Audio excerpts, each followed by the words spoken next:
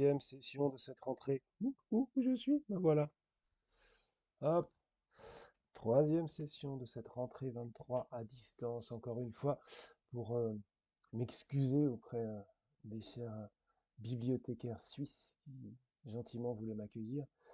Et puis aussi tout simplement pour vous faire quelques recommandations, puisqu'après tout, c'est bientôt Noël et qu'au-delà des prix littéraires et du bien qu'on pense de certains lauréats, de certaines lauréates, une rentrée littéraire fin août, c'est beaucoup de livres qui passent à travers des lumières médiatiques et qui n'ont pas toute l'attention qu'ils méritent, hein, puisque c'est logique, c'est la loi du genre, des centaines de livres et un espace réduit jusque sur les tables des libraires. Tenter d'en présenter quelques-uns que je trouve remarquables de, et de vous donner envie, de vous donner, ma foi, des idées aussi, puisque Papa Noël offre des livres. Il offre beaucoup de concours, et c'est très bien, mais inventons d'autres bandeaux aussi, et d'autres propositions.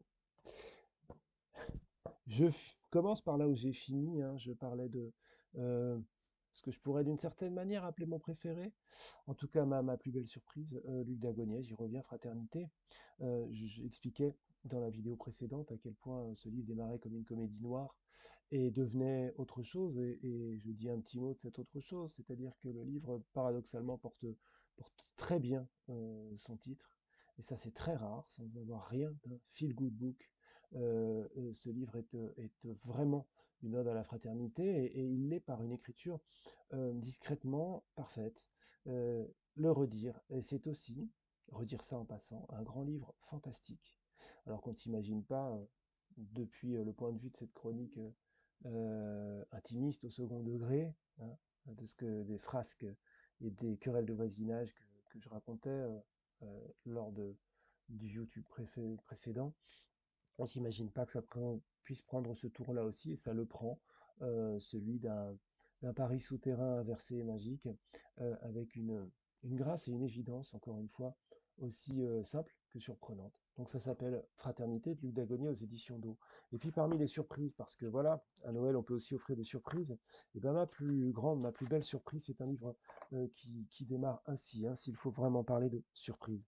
Très franchement, je ne crois pas qu'on puisse parler d'un monde dans la langue d'un autre monde. Je ne veux pas dire que ça ne serait pas souhaitable. Simplement, ce n'est peut-être pas possible, à moins de recourir à des artifices. Sauf que tout ça prend du temps, tout ça demande de l'énergie, et je ne crois pas qu'on en ait tant que ça. Parce qu'autant le dire clairement, je ne la parle pas leur langue, je ne l'ai jamais parlé. Avec le temps, j'ai fini par la comprendre, mais ça s'arrête là. J'y ai passé une très longue période, difficile de préciser car il n'y avait rien là-bas qui ressemble à ce qu'on appelle ici saison. La clarté était invariable, le thermomètre n'indiquait jamais moins de 28 et jamais plus de 32 degrés. La pluie tombait en quantité constante, à intervalles réguliers, et il est clair que cette immuabilité annulait le temps. C'est pourquoi j'ai du mal à dire exactement combien de jours, combien d'années. Ce qui a de toute façon peu d'importance, en tout cas pour eux, ça n'en avait aucune. Je dis eux, mais je pourrais autant dire elles, peu importe. Et puis un peu plus loin, cet étrange voyage qui nous est raconté par cette autrice. Un autre aspect, la forme qu'avait là-bas le temps était dans une large mesure déterminée par la hiérarchie des événements, ou plutôt, devrais-je dire, leur non-hiérarchie. J'entends par là que chaque chose qui se produisait se faisait avec non moins de force que n'importe quelle autre. Une brève parole équivalait à une grande fête. La mort d'un personnage égalait la chute d'une pomme au pied d'un pin. Chaque événement était un événement. Oui, je le sais, c'est paradoxal. C'est parce que le mot événement ne permet pas de comprendre. Pour le dire autrement, il ne se distinguait pas entre grandes et petites circonstances, mais discernait une infinité de phénomènes différents mais égaux. Une telle perception des choses n'est pas sans conséquence. Déjà, cela exige une attention de chaque instant. Ensuite, cela veut dire que chaque phénomène a autant de chances que tous les autres d'être raconté.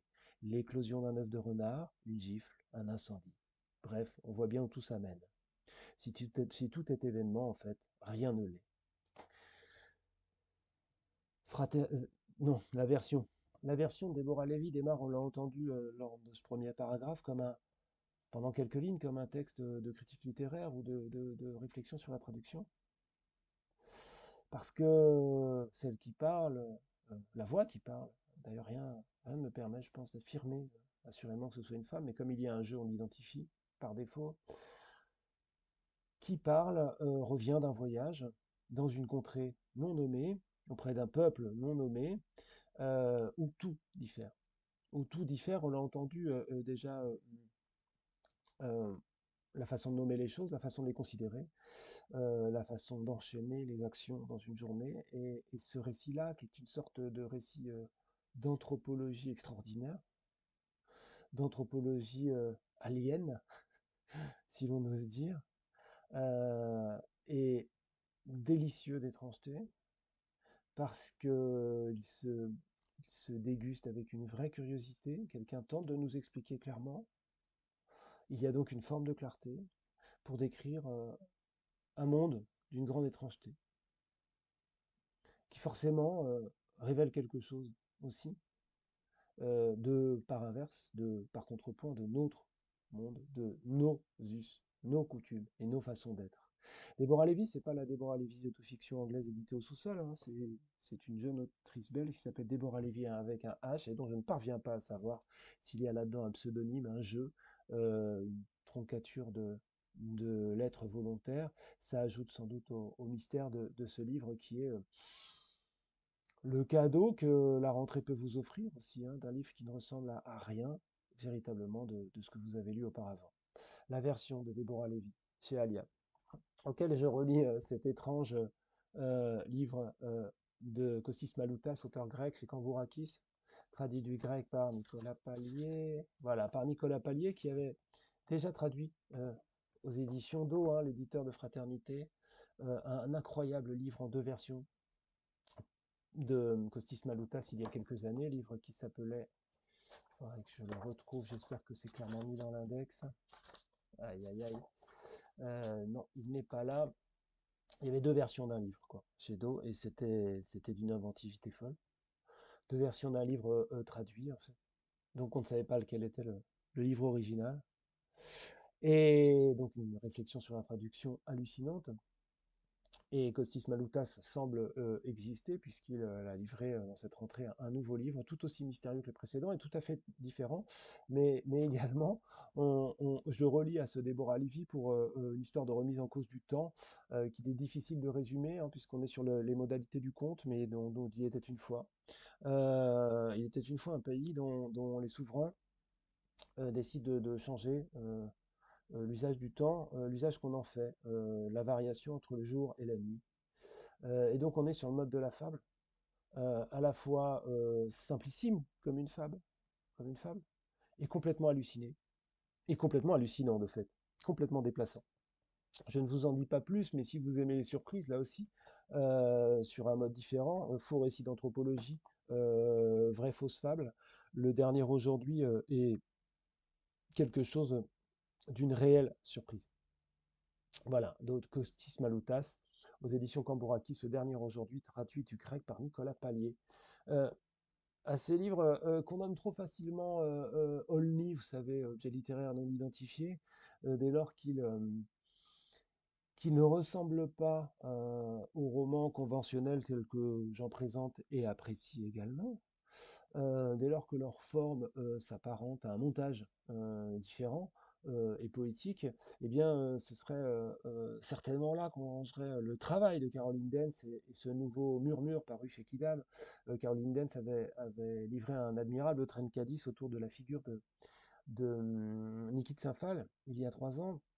Et c'était pas une biographie, même si les aspects biographiques étaient là, c'était vraiment une vie d'artiste depuis par le prisme de sa création et du coup il y avait une composition plastique de cette exofiction. Et là, Murmure, on est, faut pas déflorer, hein, mais on est dans quelque chose qui d'une part est une incroyable intervention, une incroyable invention plastique. Donc là, on pourrait être dans un livre de poésie formelle. Pour autant, ça s'écoule, mais ça s'écoule étrangement avec deux statuts de texte, hein. Celui-ci nous vient d'une prison, d'un État où l'avortement est interdit, non situé, non daté, non nommé non situé géographiquement. Et puis il y a une deuxième partie du récit qui s'appelle Pièce, et qui là raconte d'une manière étonnante les procès qui ont réellement eu lieu. Donc on serait dans du non fictionnel à cet endroit-là pour obtenir le droit à l'avortement dans une histoire récente.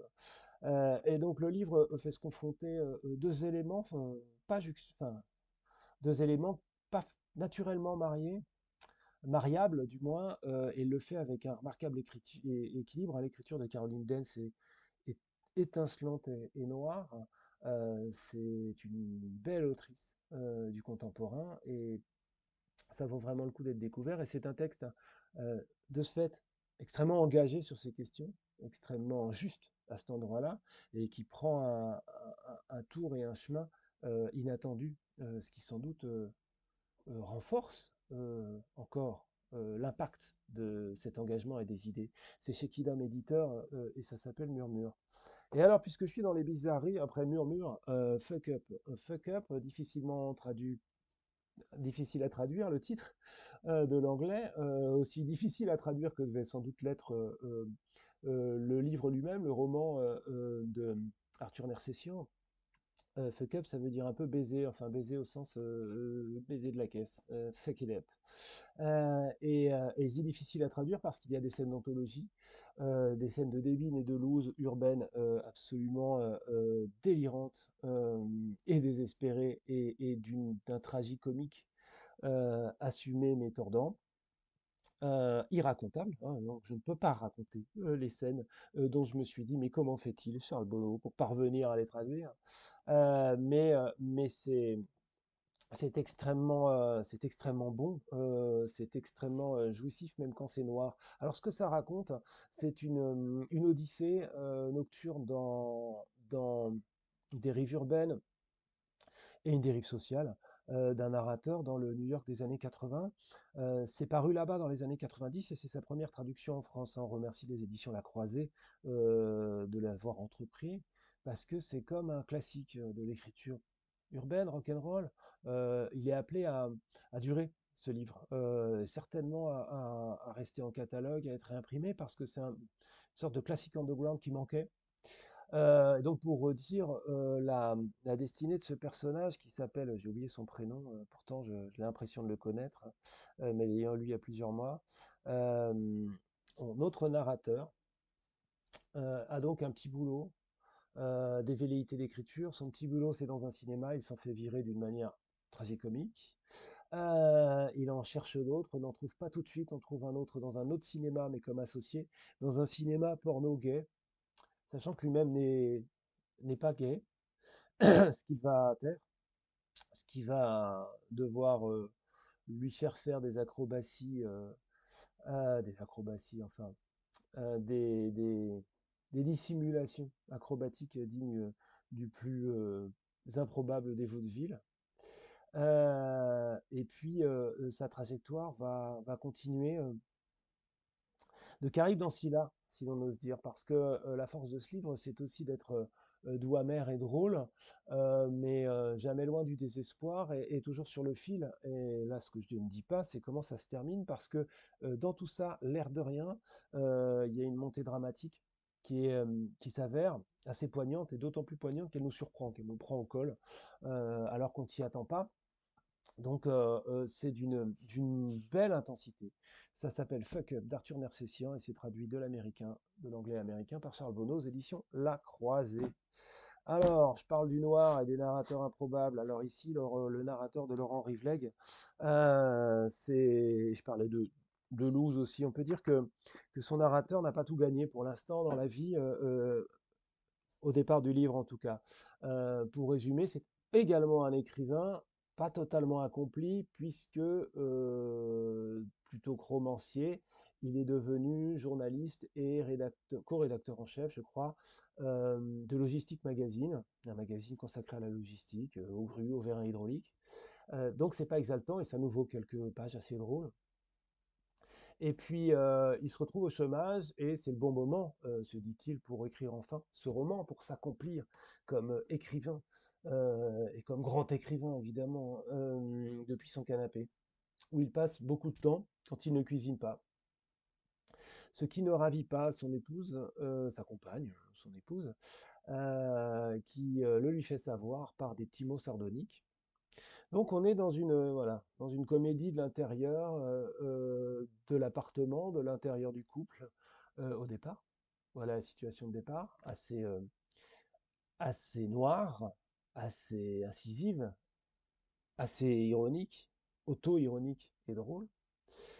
Et puis l'idée lui vient de faire un livre enquête. Et de faire un livre enquête à propos d'une affaire criminelle à l'époque du livre, de l'écriture, enfin de ce que raconte le roman, encore non résolue, celle dite du grêlé, résolue depuis, et résolue dans le cours de déroulement du roman, ce qui n'est pas sans lui poser souci. Mais il s'affaire à ce narrateur à écrire l'histoire du grêlé et à être dans une écriture qui est autant enquête qu'autre chose, c'est-à-dire écrire l'histoire et écrire l'enquête, et écrivant, refaire l'enquête en somme. Une investigation. Et pour ce faire, il lui arrive quelque chose de providentiel, c'est qu'un coach lui tombe non pas du ciel, mais sort de son tiroir de bureau. Et ce coach s'appelle Xavier Dupont de Ligonnès. Ouais, c'est là qu'il était, c'est là qu'il s'est caché, dans le bureau du narrateur du livre de Laurent Rivleg. Et ça donne des scènes comme ça. Je ne sais pas si à ce moment XDDL est sorti du tiroir, ou si le narrateur est toujours en l'attente de dérouler son idée et en l'attente de ce coach qui va forcément, il est compétent dans le domaine des criminels, de la criminalité, qui va beaucoup l'aider. Mais ça donne des scènes comme ça. Alors deux passages dans l'un. D'abord les petits mots que sa femme lui laisse face à son inactivité chronique et, et ensuite une scène d'intérieur. Mars, cahier des perfidies, 11. Pendant que monsieur écrit des chefs-d'œuvre entre une daube et un pot-au-feu médiéval, je me suis occupé des vacances. Ce sera une île bretonne. Lucas est ravi. Je marche dans la maison, tout est sombre, les sons étouffés. Je suis dans la cuisine, là où l'éclat de la lune transperce la fenêtre, exagère les reflets et fabrique des fantômes. Je ne sais pas pourquoi je suis là, il n'y a personne, et tout à coup il y a quelqu'un, une présence dans mon dos, je la sens, silencieuse. Je me retourne, lentement, une silhouette noire dans la nuit noire, elle a aspiré toutes les lueurs du recoin dans lequel elle se tapit, et seul flamboie le blanc de ses yeux et le plat de la lame qui prolonge sa main. Je me plaque contre le mur et Guy Georges fait un pas dans ma direction. Guy Georges, le tueur de l'Est parisien. J'ai reconnu aussitôt. Fais-moi un petit sandwich au fromage. Pardon? Fais-moi un petit sandwich au fromage. J'hésite un instant. Sinon, je te ficelle, je t'encule et je te plante comme les petites putes. J'ai un mouvement de recul, mais j'obtempère. Je me dirige vers le réfrigérateur sans le quitter des yeux. Tremblant, je tire la porte vers moi. Le halo froid de l'ampoule se répand dans la pièce et l'ombre projetée de mon agresseur dessine un monstre sur la paroi du fond. Une goutte de sueur perle sur mon front, glisse au ralenti sur l'arête de mon nez. Je ne trouve pas de fromage, il n'y a rien là-dedans. Putain, une tranche de jambon. Mais avec la chance que j'ai, le gars est musulman. Si je lui file du jambon, il va me lacérer. Je vais finir en veste à franges sur le dos d'un motard fan de Johnny Hallyday. Ne surtout pas l'exaspérer alors que déjà il s'impatiente. Une tranche de jambon et un yaourt nature, c'est tout. Et c'est tout est une catastrophe. Bizarrement, je pense à la chanson de la publicité sur les produits laitiers, qui sont nos amis pour la vie. Nos amis pour la vie, mon cul. Je ne sais pas comment je vais m'en tirer, c'est peut-être la fin après tout. Il s'agace. Une inspiration. Je me redresse, je lui fais face. Vous ne préférez pas un yaourt? Voilà, et c'est de ce tonneau-là, de ce ton-là, souvent totalement délirant. Il faut toujours envisager la débâcle de Laurent Rivleg, parfois très noir, et non sans humanité, puis non sans intérêt non plus, parce que ce faisant, nous racontons l'enquête qui n'avance pas, le livre nous raconte quand même l'enquête criminelle. Le livre nous raconte cette affaire absolument incroyable du grêlé. Donc il fait au moins deux choses à la fois. C'est chez Kalman Levy et c'est donc de Laurent Rivleg. Autre affaire policière, si j'ose dire, là on est dans le huis clos psychanalytique, assez fascinant. Ce n'est pas un premier non plus, c'est un troisième roman de Adia de Charrière chez Alma, ça s'appelle Formol. Et on est dans la mémoire, je dis thriller psychanalytique parce qu'on est dans la mémoire d'un médecin légiste qui file en voiture. Alors voilà, scène chromo quasiment de voiture noire sur les falaises du sud de la France la nuit. Voilà, on se fait des films. On a des films qui reviennent, des films d'Hitchcock notamment, et voilà, le rapport avec le psy n'est pas loin. Il part sur les lieux de découverte d'un cadavre accidenté, parce que, comme je l'ai dit, il est médecin légiste, drôle de métier. Et il nous a expliqué pourquoi, il s'appelle Paul, je crois, pourquoi il est devenu médecin légiste. Par quel tour de personnalité, par quel, a priori, manque de sensibilité ou froideur. Et on rentre dans l'esprit de ce personnage qui ne l'est pas tant que ça froid, mais qui a vécu quelque chose d'absolument vertigineux, euh, amoureux, mais pas que ça, avec celle qui peut-être est la victime vers laquelle il se dirige. Alors c'est thrilling, c'est stressant, comme je disais, comme un thriller psychanalytique. L'enchaînement des scènes est très très bien fichu. Mais par ailleurs, il me restera de ce livre une image permanente, en rémanence du rapport qu'entretient ce personnage étrange, ce narrateur à distance avec l'eau, de ses tentations récurrentes de se noyer, et de son rapport à la mer qui est en soi une image poétique. Je n'en dis pas plus. Alma Éditeur, Adia de Charrière, Formol. Et puis autre livre noir qui aurait pu paraître dans une collection de romans noirs. Alors il a une couverture noire, mais c'est chez Liana Levy, c'est un premier roman de Louis Cabaret qui s'appelle Tout part à la nuit. On est dans les codes parfaits du roman social, à tel point que moi je m'y suis fait prendre. À prendre, je ne dirais pas par quoi, puisque le livre devient un thriller, ce qu'on peut savoir dès le début, mais ce qu'il est beaucoup plus agréable de subir, si j'ose dire, en tant que lecteur vierge, en ayant oublié que ça va peut-être mal se passer, cette affaire. Ce que ça raconte très bien, c'est des vies modestes, prolétaires, des vies difficiles, et notamment celle d'une femme qui attend avec les enfants, qui s'occupe des enfants pendant que son compagnon est en prison. Cette femme fait une rencontre qui semble salvatrice. Et je dis bien qu'il semble, parce que tout ne va pas se passer comme prévu, mais je ne dois pas en dire plus. Ce qui est remarquablement raconté, c'est le milieu social, déjà. Il y a des lampions sur la couverture, là, parce que ça commence un soir de 14 juillet, de bal, dans un bar, un soir de fête populaire, et cette ambiance-là se cristallise aussi vous reste. Et elle guide le livre, et ce qui est remarquablement écrit et remarquablement documenté, c'est le rapport à la prison aussi. C'est le rapport de la famille du prisonnier à la prison. Et ce que c'est qu'un parloir, par exemple. Donc c'est un roman social très bien documenté qui vire au roman noir hyper bien foutu de Louis Cabaret, Tout part à la nuit, aux éditions Liana Levy. Premier roman donc. Hop, on continue. Alors ici, ça démarre comme un roman noir ou comme un roman documentaire. Ça le fait, c'est les deux à la fois, mais c'est aussi autre chose. La diplomate de Lucie Frick, aux éditions Cartanier, c'est traduit de l'allemand comme les précédents ouvrages de Lucie Frick par Isabelle Libert. Alors moi, j'avais été absolument enchanté par le précédent, c'est ce qui m'a amené ici, une forme de familiarité. C'était un road movie extraordinairement original et extrêmement touchant. Rock'n'roll désabusé et inattendu, que son précédent livre de Lucie Frick. Et celui-ci démarre comme toute autre chose. La diplomate, c'est d'abord une chronique d'une diplomate allemande en poste en Amérique du Sud, en Uruguay, et puis ensuite dans une deuxième partie du livre à Istanbul.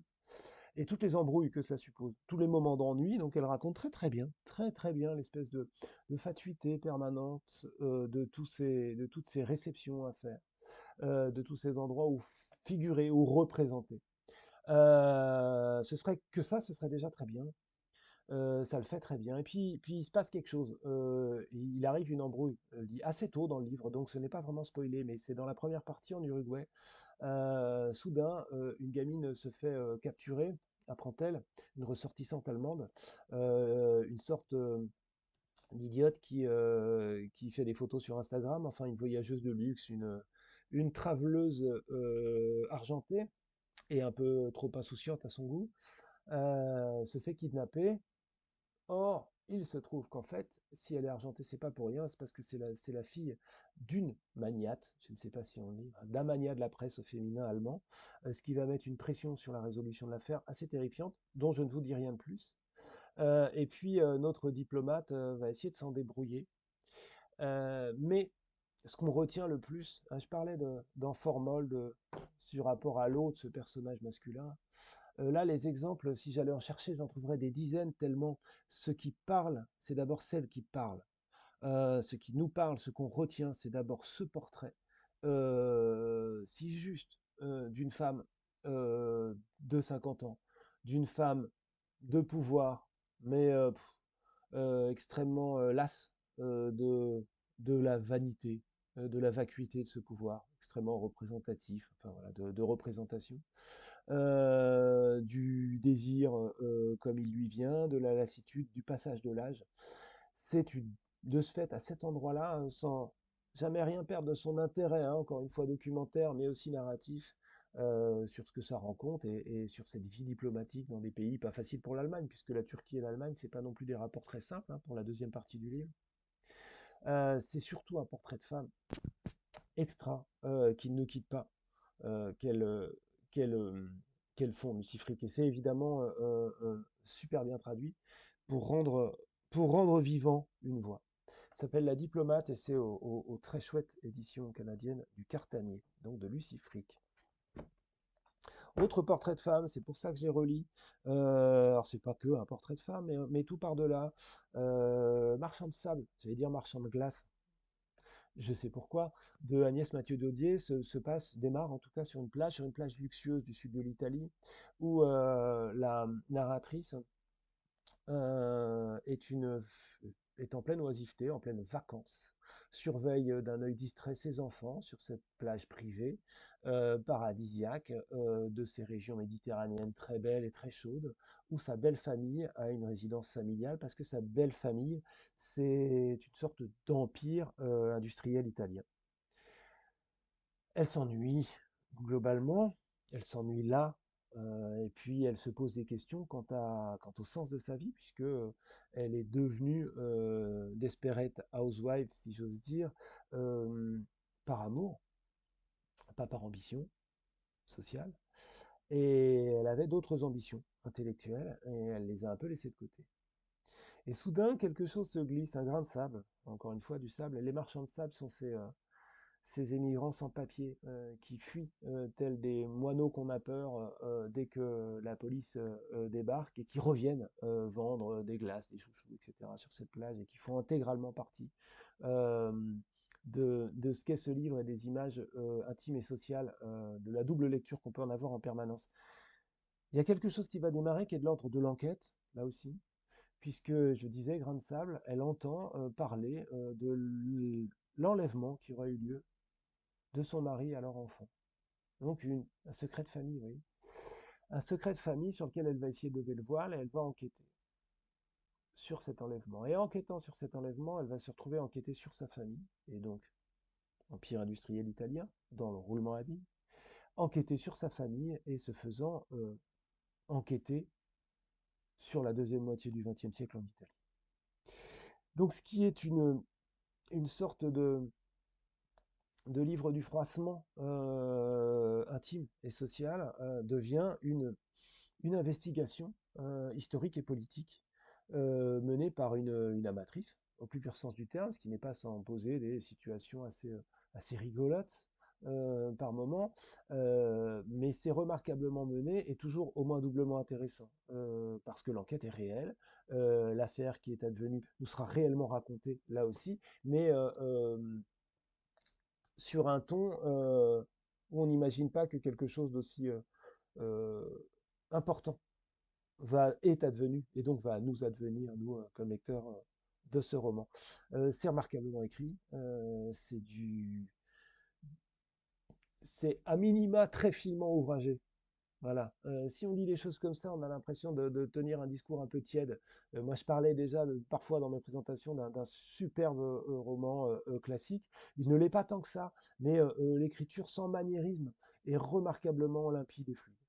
Voilà, ça s'appelle Marchand de sable et c'est pas le premier livre qui me fait dire que discrètement Agnès Mathieu Daudet est une autrice de grand talent qui ne compte pas autant qu'elle le devrait sans doute dans le champ contemporain, qu'on ne remarque sans doute pas assez. En tout cas, c'est remarquable. C'est chez Flammarion, Marchand de sable. Et puis en l'Italie toujours, ce livre de Paolo Giordano, Tasmania, traduit d'italien par Nathalie Bauer aux éditions Le Bruit du Monde. Ce livre dont j'ai eu beaucoup de mal à parler pendant mes présentations de rentrée. Pourquoi? Parce que j'ai passé en le lisant en juin un moment merveilleux. J'y étais extrêmement bien. J'ai corné des tonnes de pages. Ça m'a intéressé plein de fois. Et j'étais absolument incapable d'en retracer, d'en faire le pitch, le résumé. Il m'est resté des atmosphères. C'est ce qui se passe des fois avec certains romans. Est-ce grave? Je ne le crois pas. Parce que j'ai pu retracer ce qui s'y passe. Le narrateur, qui est un journaliste écolo, écrivain, qui assiste à la COP à Paris en 2015, et qui est au cœur lui-même hein, des contradictions, puisqu'il prend quand même pas mal l'avion, euh, sur ce bruit de basse d'inquiétude constante qui est la nôtre à tous et à toutes sur l'état de la planète et la fin du monde éventuelle. Et donc c'est un livre qui réfléchit et qui le fait de façon agreste, tranquille, en nous prenant par la main, en nous mettant suite d'une vie compliquée, qui va pas très bien à ce moment-là, d'un personnage, ouais, dans une chronique, quoi, et qu'on suit sans avoir encore une fois grand-chose à résumer, puisqu'il n'y a pas il y a pas de dramaturgie folle. Euh, et pour autant, ça se lit non pas seulement avec plaisir, mais avec un immense intérêt. Et on y trouve des passages comme celui-ci, c'est-à-dire que quand je dis que c'est un livre qui réfléchit et qui nous informe, il le fait finement, subtilement, habilement, dans le confort, si j'ose dire, mais sans cesse on est appelé. Il a sucé son index mouillé de mayonnaise avant de s'emparer de son téléphone et de chercher une image. Qu'est-ce que vous voyez ici? Des ovnis, ai-je hasardé sur le ton de la plaisanterie? Des ovnis, exactement. Vous dites tous la même chose. Manque de chance. Les ovnis n'existent pas et il s'agit ici d'une vraie photo. Ce sont des satellites lancés en série par un de ces nouveaux fournisseurs d'Internet chinois. Vous n'imaginez pas la quantité de métal qui tournoie au-dessus de nos têtes. Nous avons pratiquement saturé les orbites basses. Il a fait tourner son hamburger, l'attaquait encore sur le bord. Peut-être voulait-il garder le centre, plus juteux, pour la fin. Imaginez qu'un de ces satellites perde un boulon. Ça doit se produire sans cesse, non? Les boulons tombent. Eh bien, ce boulon se déplace à environ 30 000 km à l'heure. C'est un projectile. À cette vitesse, il peut percer une épaisseur d'acier comme un rien. Maintenant, imaginez que le boulon frappe un autre satellite, que celui-ci vole en éclats et propulse une quantité d'autres projectiles métalliques qui touchent d'autres satellites. Une réaction en chaîne. Exactement, une réaction en chaîne. Que va devenir tout ce matériau tourbillonnant? Personne n'en a la moindre idée, mais une partie pourrait très bien s'abattre sur la Terre comme une espèce de pluie d'astéroïdes. Cela s'appelle le syndrome de Kessler. Et vous savez quoi? C'est une menace réelle. Les gens n'y pensent pas parce qu'ils l'ignorent. Seuls les individus même qui lancent les satellites sont au courant. Et de fait, ils utilisent l'argent qu'ils gagnent pour construire des abris anti-atomiques. Mais les personnes qui sont assises ici, non. En ce moment, elles ne pensent qu'à l'État islamique et au réchauffement climatique. Alors qu'il existe une infinité de menaces, plus originales. La sécheresse, l'empoisonnement des réserves hydriques, les pandémies. Oui, il a prononcé ce mot, il l'a prononcé. La révolte des intelligences artificielles, sans compter les menaces passées de mode, bien sûr. Comme ce cher hiver nucléaire. Et voilà, et vous entendez la fluidité, l'aisance, la manière dont ça raconte, la manière dont ça fait parler les personnages, tout ça résonne sans cesse. Voilà, c'est un texte qui réfléchit beaucoup, avec beaucoup de fluidité, et ce avec quoi il a aussitôt résonné, cet auteur italien, c'est avec le livre d'un autre auteur italien, traduit par la même Nathalie Bauer, aux éditions Globe cette fois-ci. Le nouveau Stefano Massini, hein, qui avait fait les frères Lehmann il y a quelques années. Celui-ci s'appelle Manhattan Project, et à l'instar des frères Lehmann, c'est une fiction. C'est une non-fiction historique en vers. C'est un auteur de théâtre, Massini, mais là c'est pleinement poétique. Et il nous raconte le projet Manhattan, hein, celui qui a fait l'objet d'un film de Nolan cet été dont on a beaucoup parlé. Là, il le raconte du point de vue des scientifiques qu'ils font, Oppenheimer et son escouade de scientifiques recrutés, dont beaucoup viennent d'Europe centrale, dont beaucoup ont été chassés par les nazis, dont beaucoup ont subi l'antisémitisme et dont un certain nombre sont juifs. Et donc, il y a cette base continue-là aussi, le rapport hein, à l'expatriation et à Hitler. Il y a une galerie de portraits, puisque on suit les uns après les autres. et qui nous racontent pourquoi ils sont là, leur rapport à la science, leur rapport à l'infiniment petit, leur rapport aux éléments, qui nous racontent leur rapport à la différence, leur rapport au judaïsme. Parfois, ça prend presque des allures de Kaddish. La Torah, la Bible nourrissent le livre, hein, voire le construisent. Et puis, il est question tout simplement, et c'est pour ça que j'ai fait le lien, de réaction en chaîne, parce que qui, c'est ça qu'il s'agit d'interroger. Et c'est ça qu'il s'agit pour eux de résoudre en un temps record. Donc c'est aussi un livre à suspense, hein. Il y a une grosse pression sur Oppenheimer qui doit faire une bombe, trouver le moyen de faire une bombe en un certain nombre de jours définis, avant Hitler. Et l'enjeu moral est là, la réflexion est sans cesse là. Ce qu'il faut faire, c'est une bombe. Et cette bombe, c'est une bombe de réaction en chaîne, donc on ne sait pas. C'est démiurgique, on ne sait pas ce que ça va donner. Et en même temps, il faut le faire vite. Et ça pose énormément de questions, aussi bien sur la nature de la science, sur la morale, sur la finitude de l'être, et ça le fait d'une façon tellement fluide, tellement évidente, que c'est comme découvrir à chaque fois, mais ça on comprend depuis la poésie objectiviste de Reznikov, hein, à quel point ça peut être simple, beau et palpitant de raconter les choses de cette façon, de raconter des choses non fictionnelles de cette façon. Donc c'est aussi intéressant en termes de documentation qu'en termes de profondeur de révélation. C'est magnifique. Ça s'appelle Manhattan Project de Stefano Massini, traduit l'italien par Nathalie Bauer chez Globe. Et puis, puisque je suis dans des questions de non-fiction, j'évoquerai Les naufragés du Wager de David Gran, traduit par Johann Frédéric Elgage aux éditions du Sous-sol, passé maître. Globe le sont aussi, mais vraiment passer symboliquement maître dans le passage vers nous toutes et tous, lecteurs européens, de cette tradition américaine de non-fiction littéraire, et ô combien littéraire. Parce que Les naufragés du Wager, ça raconte l'histoire d'un naufrage, l'histoire de ce qui a précédé ce naufrage, l'histoire partant de l'arrivée à bon port quelques mois après le naufrage du Wager de deux groupes de rescapés aux récits contradictoires, et ça retrace l'enquête, les querelles, ce qui s'est passé. Et ça raconte d'une façon phénoménalement romanesque, sans jamais, jamais, jamais interpréter. Donc c'est absolument la non-fiction, et puis absolument littéraire, bien sûr, mais absolument romanesque, hein. On pourrait, à cet exemple, là, gloser sur l'expression cliché la réalité dépasse la fiction, quoi. Parce que d'emblée, on est emporté, et puis c'est un vrai récit de piraterie, un roman d'aventure, un roman historique, sauf que tout est vrai. Les naufragés du Bagger de David Gran aux éditions du Sous-sol. Et alors, je le relis avec un tout est vrai, tout est faux, un petit peu ce que j'évoquais à propos du Trust de Nicolas Richard, parce que dans le même ordre d'idée, il y a ce faux biopic de Denis Walton, cette vie d'une chanteuse, Neve, non, Opal Jewell, compagne à la vie à la scène de Neville Charles, et qui, au moment où elle disparaît, est devenue vraiment une figure mythique de la scène rock. Pour le dire vite, ce serait comme une étoile de la soul comme Tina Turner, femme, qui aurait aussi été une voix de l'afroféminisme, les deux à la fois, quoi. Une superstar et une icône politique. C'est reconstitué de façon chorale par les témoignages de toutes les personnes qui l'ont connu, et puis c'est plus vrai que du vrai. C'est plus vrai que du vrai, sauf que c'est totalement fictionnel. Mais c'est comme si une fiction venait compléter une pièce manquante, en fait, crédible.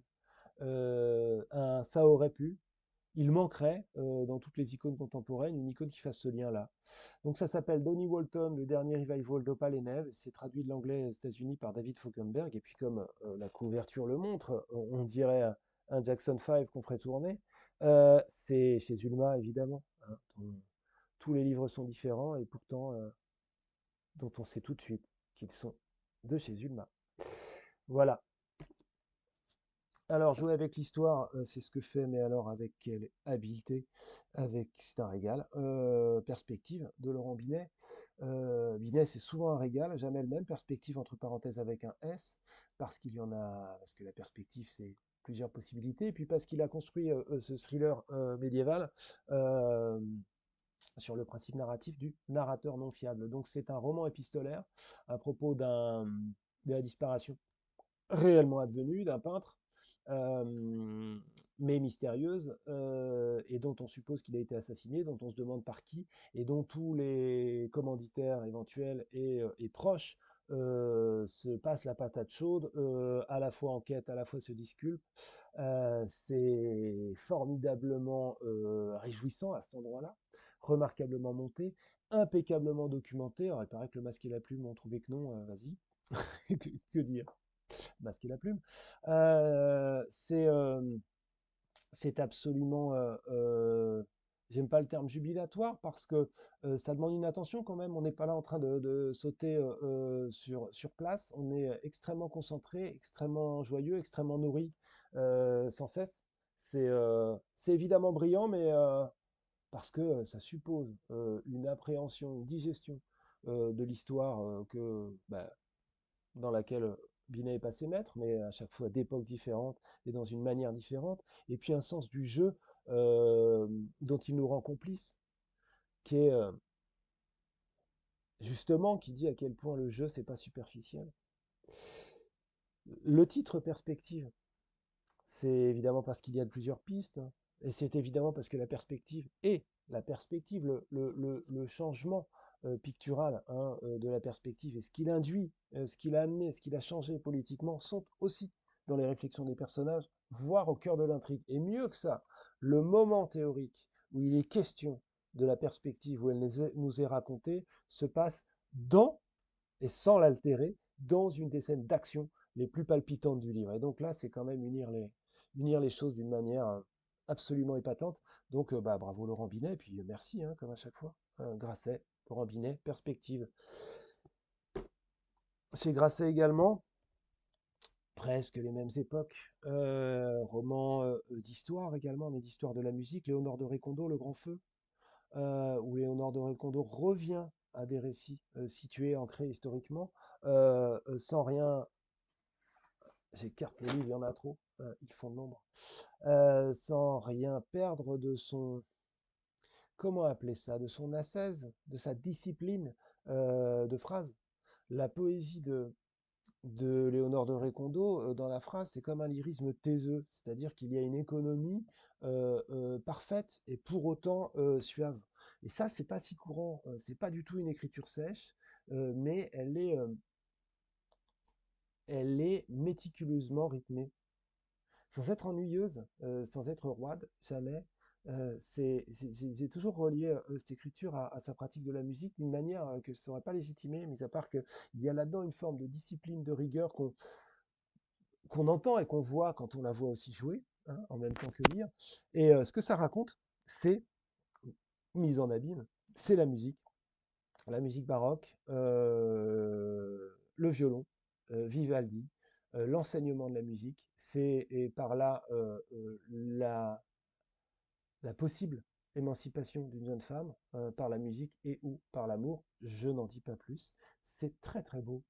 Ça s'appelle Le Grand Feu de Léonore de Récondo et effectivement ça brûle, euh, mais, euh, mais sans jamais vous noircir les mains, si j'ose dire, sans jamais en faire trop, sans jamais vous encombrer de, d'un quelconque lyrisme déplacé. Celui-ci se tient droit, campé, et remarquablement partageable. Le Grand Feu chez Grasset. Que dire, mis à part que dans des RT de Mathias Sénard, entre autres choses, il y a des lettres d'amour, et que les lettres d'amour de Mathias Sénard, donc on aimerait les recevoir, ou on aimerait les écrire, on ne sait pas, enfin en tout cas on est heureux qu'elles existent, même dans une fiction. On est heureux que le sentiment amoureux soit magnifié de cette façon-là, par l'écriture.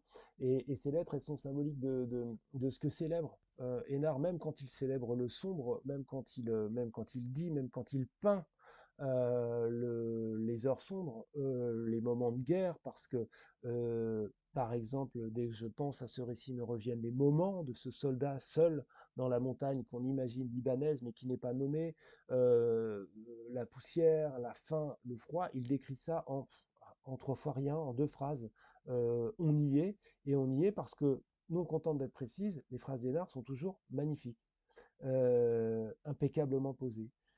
C'est d'une économie, c'est pas un des vastes romans d'Hénard, et pourtant il y a 2 romans qui se croisent dans celui-là, mais il y a quelque chose de l'ordre du contraire de l'épate, d'une grande clarté, comme si, bah, je joue avec ma lumière, mais l'impression que ça m'a fait, entre d'autres livres, à chaque fois que je tournais une page de ce livre-là, c'est que quelqu'un venait d'allumer la lumière dans la pièce, quoi. Déserté de Mathias Sénard, hein, qui par ailleurs est une histoire des mathématiques en plus d'être un récit de guerre. Aux éditions Actes Sud, évidemment. Chez Actes Sud également, lisez Clara Arnaud et vous passerez comme des vents fous. C'est une fiction documentaire assez classique dans son approche, enfin, dans son approche de fiction documentaire, hein. Je dis classique parce que c'est une sorte de sous-genre du contemporain, c'est-à-dire comment faire du roman avec une matière documentaire et avec un domaine d'investigation. Alors il se trouve que Clara Arnaud elle-même investigue beaucoup, voyage, vient du reportage et se documente physiquement autant qu'intellectuellement sur ce dont elle parle. Et là, en l'occurrence, elle parle d'éthologie, elle parle de la réintroduction des ours dans les Pyrénées du point de vue d'une éthologue et d'un berger, qui évidemment n'ont pas les mêmes points de vue. Ces 2 points de vue alternent. Il n'y a pas d'histoire d'amour caché, je déspoil, mais ça aurait été un peu trop attendu que ces deux-là, ces 2 points de vue tombent amoureux, non. Pour le temps, ils ne sont pas eux-mêmes ennemis, les deux sont complexes. Les deux essaient voilà, de trouver des solutions à ce qui ne se passe pas bien, en fait, entre les bergers, entre un moment l'agriculture et un autre moment qui serait cette réimplantation des ours. On fait une sorte de mélange spatio-temporel, puisque c'est faire un retour du passé dans le présent, mais c'est, c'est mal accepté par, par les pratiques actuelles. Donc voilà, rétrofuturisme à l'échelle de la bergerie, si j'ose dire. C'est extrêmement bien documenté. Puis là, je parlais de lyrisme, on est dans une phrase longue, drapée, juste, que certains pourront trouver empesée, qui à mon sens file quand même, et qui parvient à ramener avec elle à la fois cette documentation très riche, sans être pour autant pesante. C'est super intéressant sur ces questions et ça se lit avec grand intérêt. Donc ça remplit les 2 fonctions, hein. Je parlais de roman documentaire, pour le coup, les 2 s'épaulent énormément, le document et le roman, les 2 se servent, quoi. Actes Sud, Clara Arnaud, et vous passerez comme des vents fous. Et ce qui m'en vient finir avec le cadeau de Noël, celui auquel on aurait donné tous les bandeaux, si on donnait des bandeaux, nous. Le romancier parfait, le romancier français pas français, jurassien du moins, Pierrick Bailly, La Foudre aux éditions POL. La Foudre de Pierrick Bailly, déjà pour dire que c'est du Pierrick Bailly, c'est-à-dire que c'est jamais pareil, mais ça se passe dans le Jura. C'est jamais formulé pareil, mais on y retrouve le même sens de l'évidence construite au fil du temps par Bailly, pierre à pierre.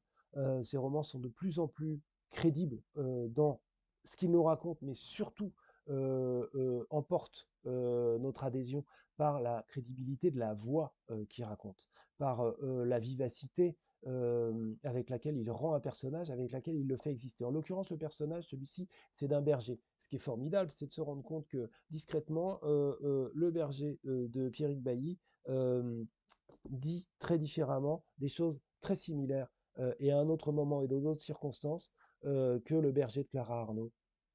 Donc, ça signifie quoi? Ça signifie que même si là, ça se voit moins, c'est documenté aussi. Et c'est tout ce que fait l'air de rien, si j'ose dire, Bailly, c'est ce qu'il fait aussi quand il raconte un procès.